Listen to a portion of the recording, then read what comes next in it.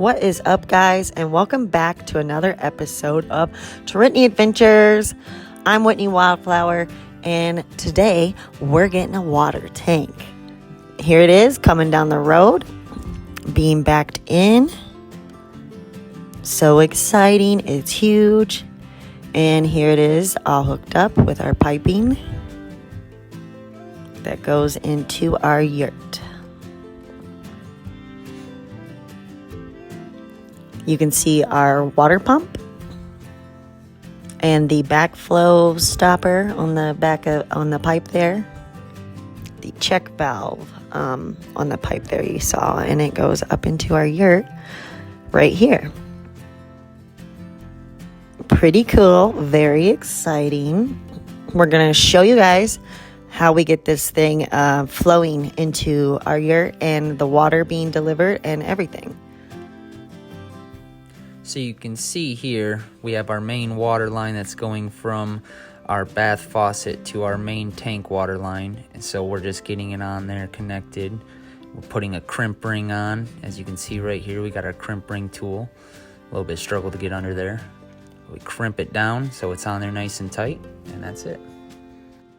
Here's our jet pump tank system and our check valve to avoid water flowing back into our water storage tank here. See, we got a 2,500 gallon tank.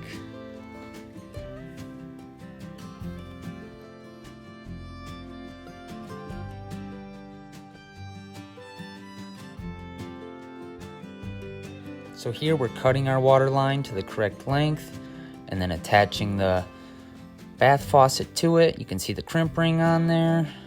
Get it on there. Then you can see us in the next crimping it right here.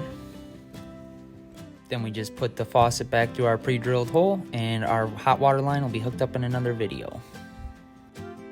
So here we're putting a shutoff valve on our toilet water line, getting that ready to get hooked up.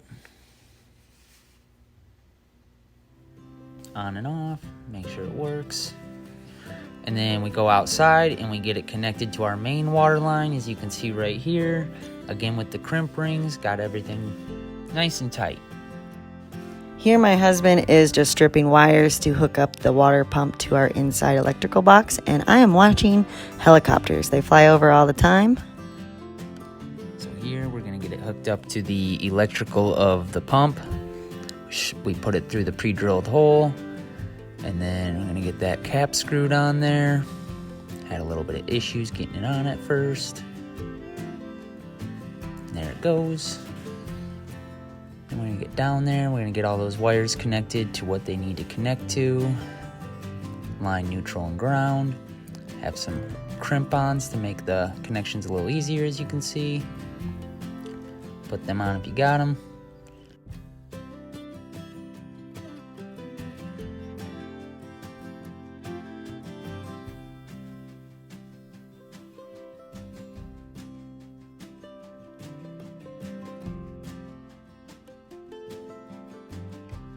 Put your connections together, screw them down nice and tight, have nice solid connections. After that was all nice and tight, we put an electrical cover back on it, right here. And then I went inside and hooked up the electrical to the main breaker that I set for it. And here you can see our water coming down the road to be delivered, and it is so exciting. The guy was really awesome and gave us permission to film the process, so that was very cool of him. Shout out to Joshua Tree Water Basin Water for being so cool and letting us film our water tank being filled. So here he is, he's connecting everything. There's the truck. He has like a little generator type pump on the back. Once he gets it all connected, just pumps the water right in. It was very, very cool. It actually didn't take very long at all. We had some really nice conversation. Yeah, really awesome. It was around $140 to get this thing filled, which isn't too bad. We also are going to be installing a rainwater catchment system in future videos to help fill this during monsoon season, so we don't always have to fill it with the water company. So stay tuned for those videos because it's going to be a monstrous water catchment system.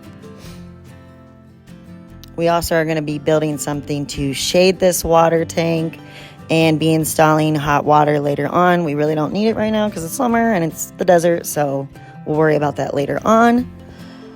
And here we are testing the water. We knew there was going to be leaks, so we did have a couple leaks. We anticipated that, trial and error.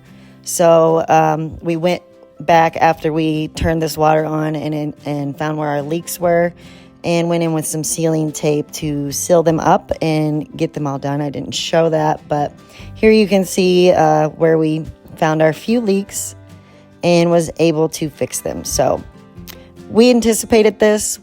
It's our first time doing this, so we knew we would need to go back, and we anticipated some leaks, so it really wasn't a big deal.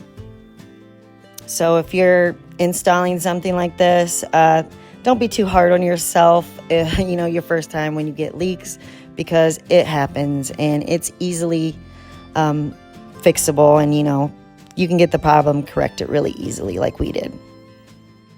After this, you can see we are successful with getting water running. Thanks for watching, guys.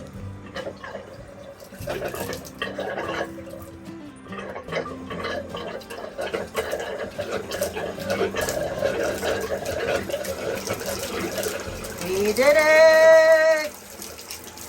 Running water.